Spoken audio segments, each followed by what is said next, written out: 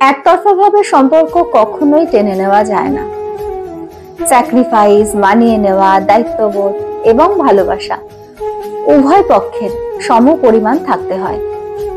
একজন সম্পর্ককে সুন্দর করার প্রয়াসে সর্বাত্মক প্রচেষ্টা চালায়, অপরজন যদি তাকে সাপোর্ট না দেয় তবে কস্মিন কালেও সম্পর্ক বেশি দিন টেনে নেওয়া যায় না।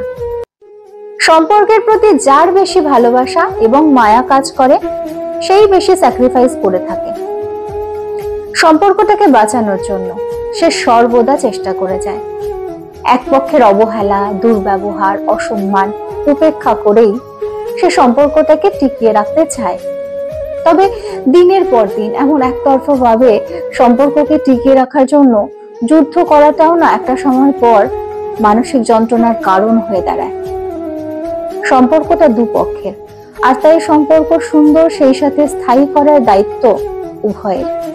দুজনের প্রতি দুজনের আস্থার জায়গা থেকে, দায়িত্ববোধের জায়গা থেকে দুজনেই যদি পরস্পরের মন রক্ষা করে চলতে পারে তবে সম্পর্ক কখনোই নষ্ট হয় না। সম্পর্ক তখনই নষ্ট হয় যখন সেখানে সন্দেহ, অবিশ্বাস, উদাসীনতা এবং পরস্পরের বোঝাপড়ার ঘাটতি দেখা যায়। দুজনের মধ্যে ঠিক একজন যদি সম্পর্ক রাখতে না চায় তবে সেই সম্পর্ক বেশি দূর এগোতে পারে না। ঠেলে ঠুলে একা একা আর কত দূর নেওয়া যায়? একটা সময় পর ঠিকই হার মানে, ক্লান্ত হয়ে যায়।